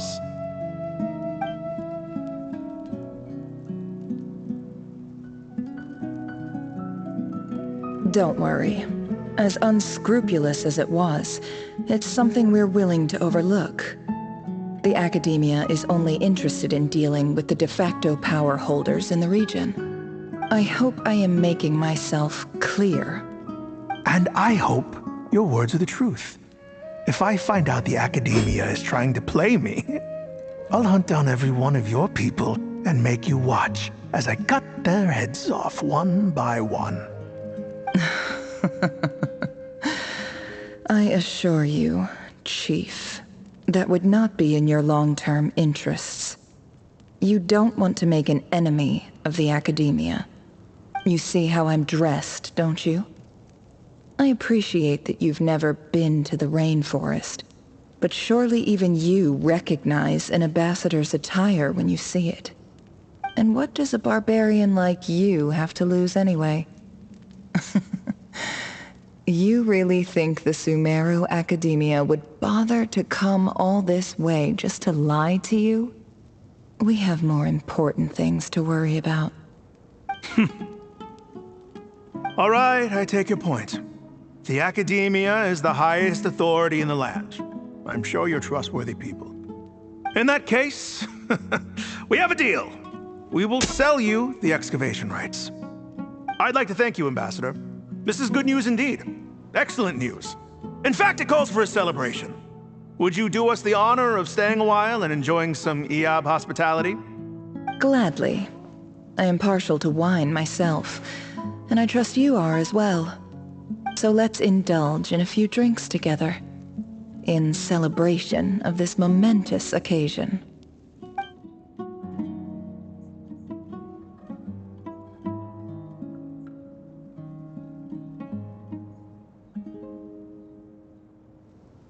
Chief! Chief, it's an emergency! It's the UNTUK. They've taken the well. What? Well, don't just stand there. Take it back. Yes, Chief. I have every confidence in the EAB's military superiority, and yet... Well, what is it? The UNTUK's response was alarmingly fast. The day after we reach a deal, they seize the well. This can't be a coincidence. Perhaps there is a traitor in your midst. I don't think so. I am obliged to remind you, Chief, that the Academia will only deal with the de facto power holders. If you cannot regain control over the well, I'm afraid you won't see a single mora of that 50 million. No! Please, Ambassador, just give me some time. I swear the UNTUK will not get away with this. That well is ours, and so is the mora. Glad to hear it. I will wait here for an update. If there is a traitor, I will find them. In the meantime, make yourself at home. I'll report back as soon as I have an update. Much obliged. Wow. All it took was a few words and I've got him wrapped around my finger. What an amazing feeling. So, in summary, Ambassador, the Academia would rather negotiate with our tribe instead of the EAB, yes? The EAB are ruthless murderers who don't listen to reason. And now they have the gall to interfere in our research projects in the desert region. So let me ask you, Chief, if you were the Academia, what would you do? Kill them all, of course. Precisely. The Academia does not tolerate those who stand in our way. The EAB have held back our academic pursuits for too long, and our patience is wearing thin. At the same time, there is simply no way that the Academia can be seen to be intervening in desert affairs. I'm sure you understand where I'm coming from. We have our own rules out here. If the rainforest dwellers raised arms against a desert tribe, it'd start a bloody war. Right. We can't confront them ourselves, but we can support their enemies. The UNTUK have always had strained relations with the EAB, which makes you our natural allies. Natural allies. Weren't the EAB your allies once? You were quick to send them after us to protect your interests back when we stole that water. And now look at you. You're at each other's throats. Let me be clear. The academia wishes to collaborate with the legally recognized rulers of the desert in this matter. We are asking for excavation rights to that well, and our offer is 50 million mora. Say no more. I believe we have an understanding. Good. Then I suggest you get to work. Get us access to that well, and the mora's yours. You see, Dad? Lying is easy when you know how. People will believe anything.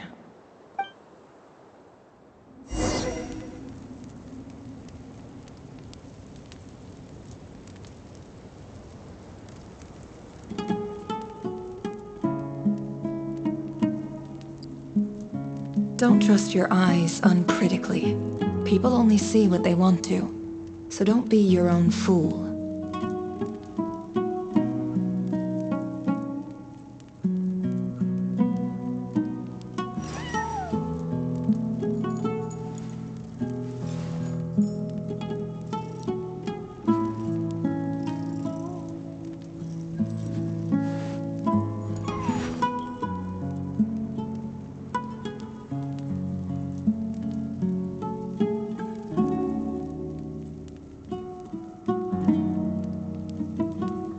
Emotions are like a raging torrent that surges through the mind. More often than not, if you try to hold them back, you'll be swept away by their unstoppable force. And if you try to ignore them entirely, you'll end up tearing yourself to pieces.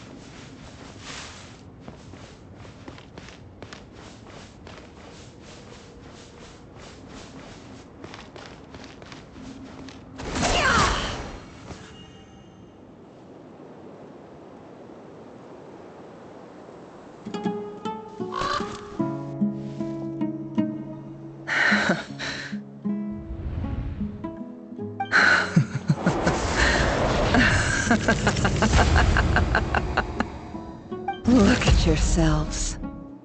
You may be vile, savage monsters, but your butchered bodies bleed like any others. You're no different. You're nothing special at all. The monsters who destroyed my home, they're just ordinary, petty human beings. What a joke.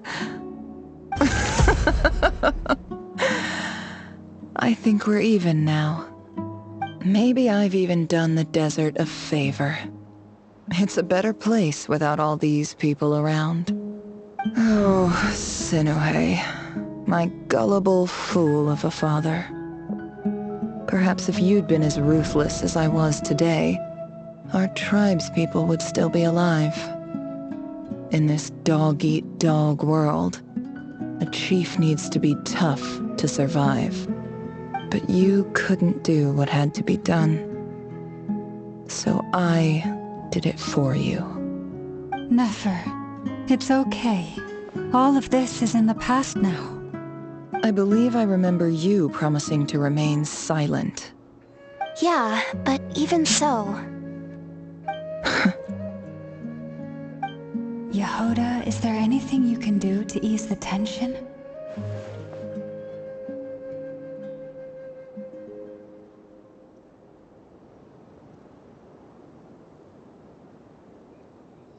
Alright, time for a sharp turn onto a completely different topic. So, anyway, that's enough of that. When are we getting out of this place? Feels like we've been walking forever. I'm getting pretty tired. Oh, Alma, you tired? Yes, if we can find somewhere to sit down, I could certainly do with a rest. It's not far now. There should be a temple just up ahead.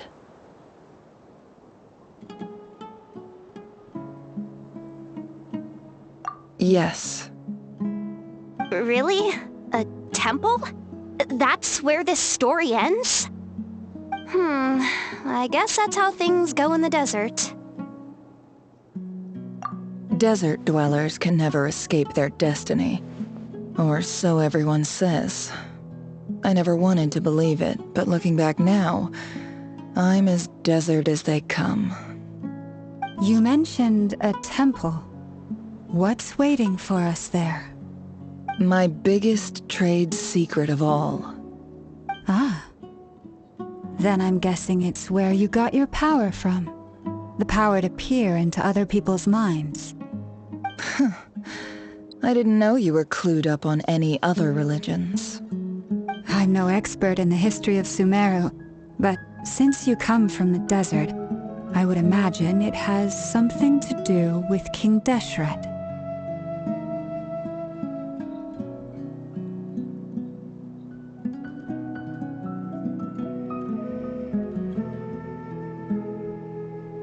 Sounds impressive.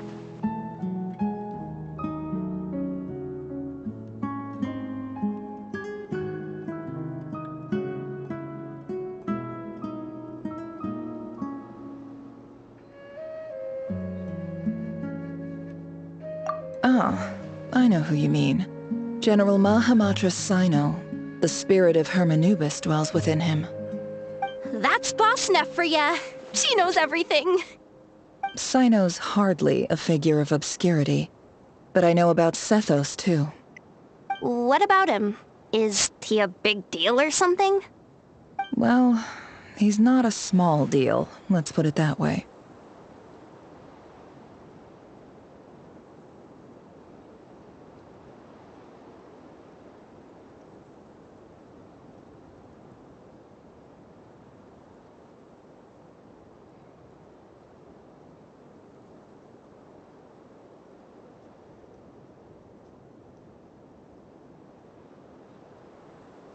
Please, this is the bare-bone basics. Save the flattery. Thanks for your patience, everyone. I'm sure it's been a lot to take in. With any luck, that's our exit just up ahead.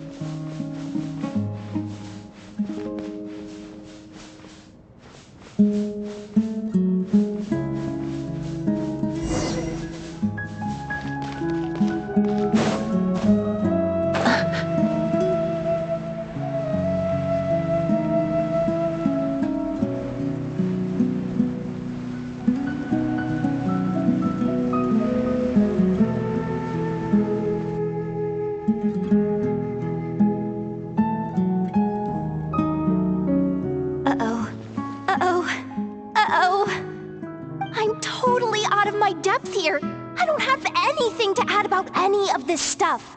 Like, look at that statue, for instance. I want to do the whole name-dropping, this girl knows her stuff thing too, but I've never seen anything like it before. A statue with the head of a bird.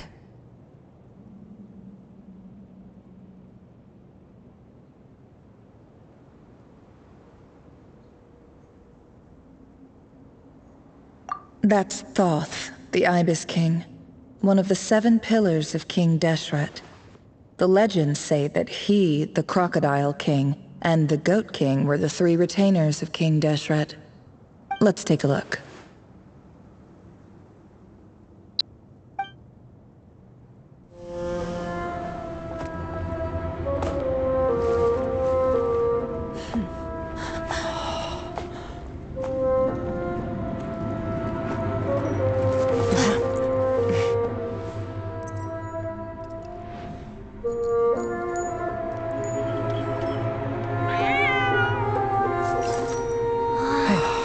It's just Ashru. So, all is well?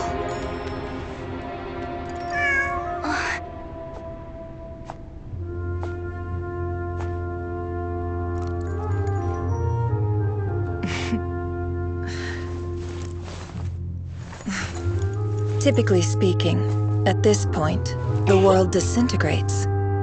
Then we find ourselves back in the outside world. Besides, these are my memories. There's nothing to fear. You're sure? Of course. It's almost over.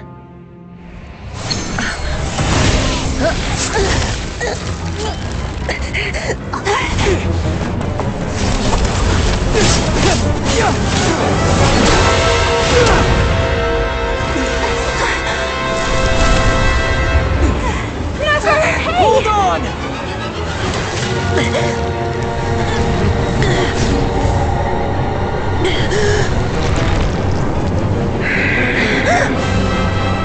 Knowing too much is always a death sentence.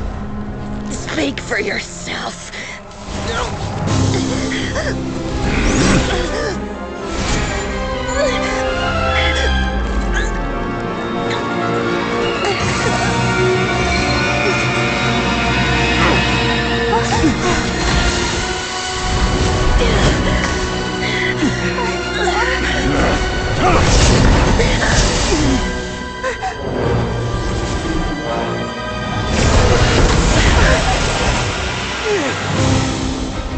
How repulsive.